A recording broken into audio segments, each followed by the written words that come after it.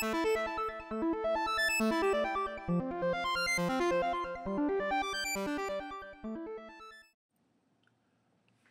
up, YouTube? You know who it is, Fitnesssocialist, Antonio Wright. And this is part 2 of my macro series. Today, I am going to focus on, you know what it is, cutting. All right, as I said yesterday, in my last video, macros part 1, the fundamentals. Macros are your proteins, your fats, and your carbs.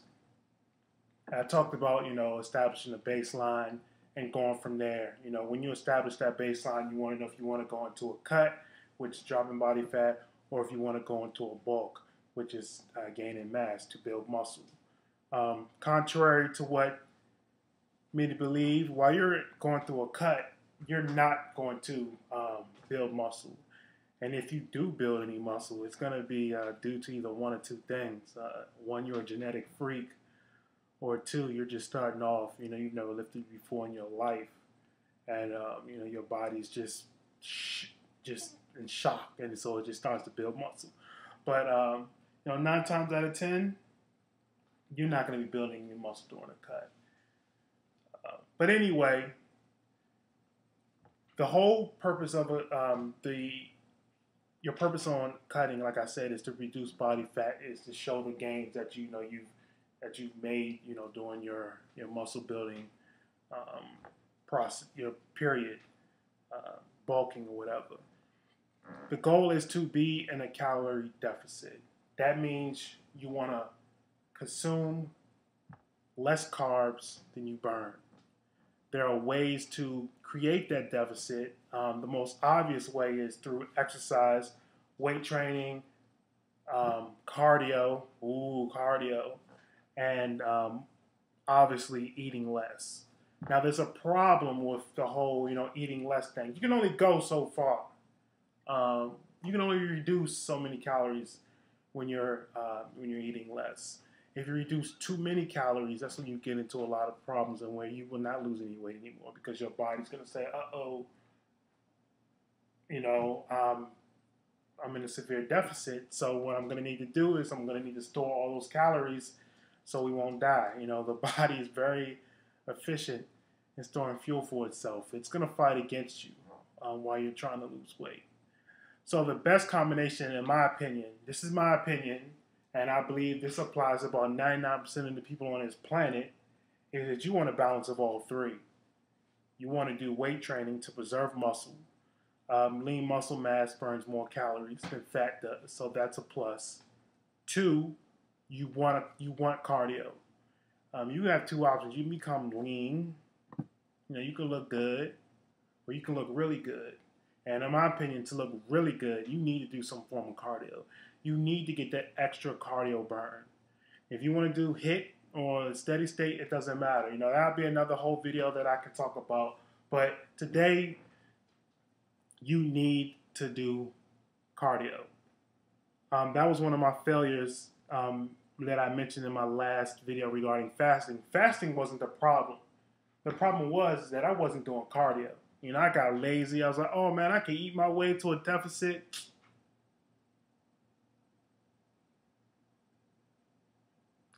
No. You can't eat your way to a deficit, bro. And like I said, if you could, you ain't one of my subscribers anyway. So to all the rest of you guys who are subscribers, you better get used to them cardio machines. You better get yourself an iPod and burn some calories.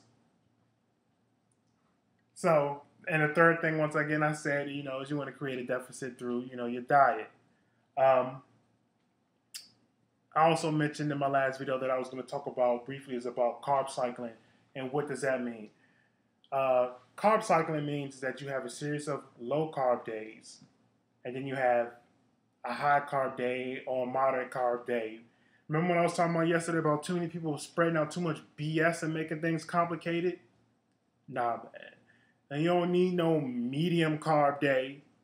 You don't need none. You don't even need a low day. All you need is a lower number of days. Now, those lower number of days depends on your body fat levels.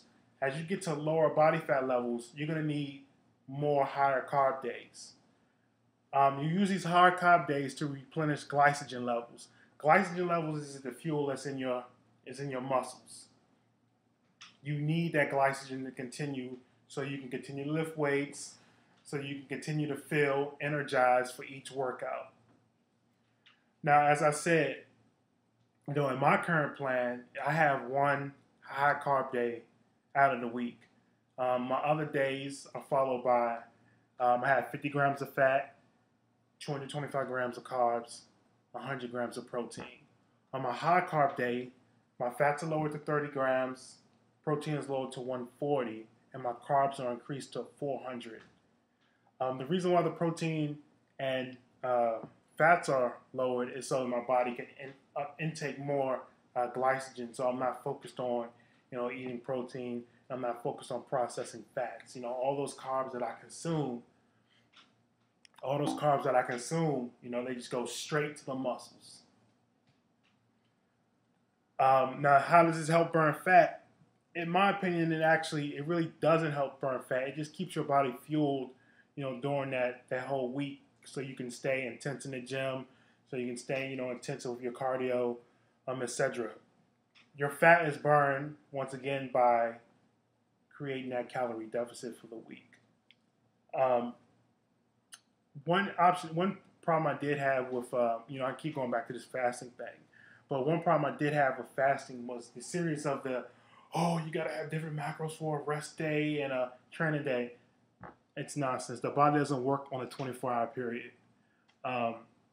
You have to look at calories intake from a weekly standpoint. As long as you create that deficit for the whole week, you're going to be fine. Now, there is detrimental effects from going from eating 400 grams of carbs one day to eating 100 grams of carbs another day, then jumping back to 400 grams another day. The training day, rest day, training thing. Because that messes with your hormones. And it's scientific fact. You want, for the most part, to keep an even keel all throughout the week, and then you get that influx of extra carbohydrates, doing what some people call a refeed or what some people call a carb up or whatever. So, you don't, like I said, you don't want to make it difficult, man. You just make this, it's simple. Just make it simple. Do not make it difficult, because if you make it difficult, you're going to fail. And you don't want to fail. You want to make this as simple as possible. All right, guys, so let's recap. Once again, I said the goal for cutting is to create a calorie deficit. Shoot, before I go. Once you establish that baseline in your macros, in order to start the cutting process, you want to track your weight. I personally like to track my weight every day. That allows me to give an accurate time from Sunday to the next Sunday. Then I add them all up, and then I establish, the overall weight loss for the week. You need to be meticulous about this. You need to start keeping notes. So once you establish your baseline, and let's say you gain weight. So what you want to do, you want to slowly drop carbs. Start off at 15 to 25 grams of carbs every week. So that's 25 grams of carbs every day. Not every day, not like you drop 25 on Monday, then you drop another 25 on Tuesday.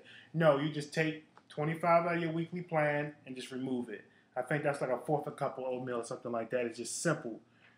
You do that, then you track your weight again for the next week. If you lose weight, you stay there. That's fine. If not, drop them again. But once again, you don't want to drop too much too fast. If you need to increase your activity rate, which means, doing more cardio, please do that first. Don't mess with your diet until, you exhaust all your other options, i.e. cardio, stuff like that. If you need to add an extra day of cardio, add an extra 15 minutes of cardio, do that first. The problem is that people drop carbs way too early. Then they wonder why they look like shit when when they don't have to. I was one of those people. I looked emaciated because I was doing a whole low carb thing. I'm at 200-something grams of carbs a day, and I'm still serratus.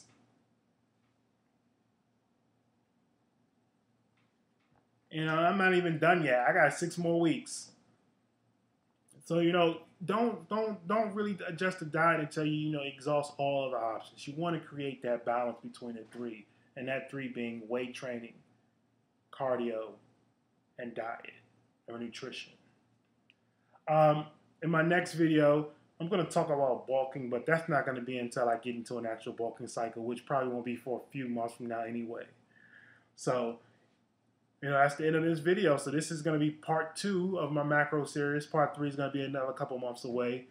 But if you have any questions, please do not hesitate to ask. I keep saying this. I will nail this into your heads.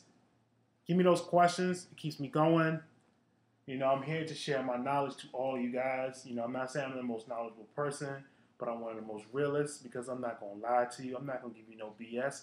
And most importantly, I'm not trying to sell any products. I don't have a PhD in bro science. I have a PhD in real science. What you read in some book or some magazine doesn't always apply in real life.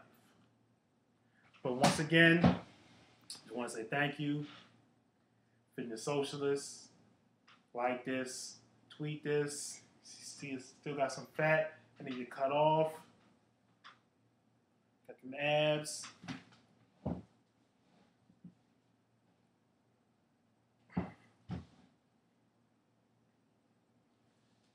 I think I'm doing all right. Not bad, not bad. All right, enough self-promotion. But anyway, thank you guys. Send me those questions.